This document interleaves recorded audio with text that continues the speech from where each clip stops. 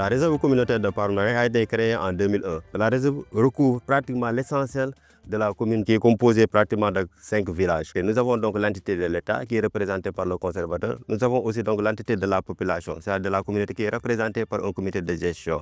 Donc ce sont ces deux entités qui gèrent la réserve, aussi bien dans la prise de décision que dans l'exploitation. Par rapport aux exploitations des ressources, donc nous avons une réglementation qui est là et qui est définie même par la population. Nous développons aussi donc des activités génératives de revenus afin de diminuer, de limiter un peu la pression sur les ressources exploitées. Et ces jagères-là sont développées avec la population et sont développées aussi pour la population, mais tout en sollicitant aussi des partenaires. Nous appelons aussi à la population de s'approprier de la réserve parce que ça, c'est un bijou de la population. La réserve aussi a comme objectif de susciter des activités socio-économiques pour en faire profiter aux populations. Avant cette création de la réserve, les ressources naturelles étaient en pleine dégradation. Parce qu'au début, il y avait une coupe abusive des arbres, il y avait une chasse incontrôlée. Les principaux acteurs n'étaient pas aussi sensibilisés sur l'importance de la préservation des ressources naturelles. Il y a une nette restauration quand même de la flore, mais aussi de la faune. On mène des activités de surveillance, mais aussi des activités de suivi bioécologique. Parce qu'on fait des reboisements, on fait le suivi des oiseaux, on fait la pêche expérimentale.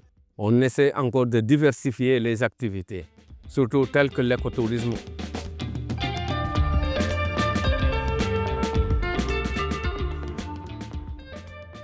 Je suis la présidente de la coopérative communale des productrices de sel de Palmarin.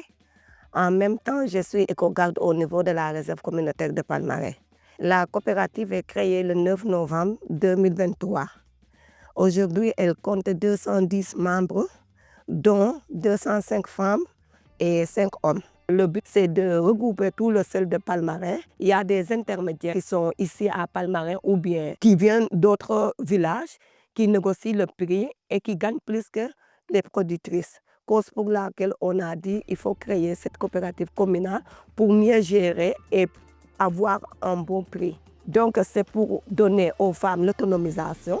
Avec Universel Ndapodium, on est en construction d'un hangar et il y a un site pour le stockage. Avec le projet Agir, ils nous ont motivés de pouvoir continuer de faire le décomptage avec le matériel qu'ils ont donné à la RNCP. Si on avait d'autres partenaires qui pouvaient nous accompagner, ça serait bien.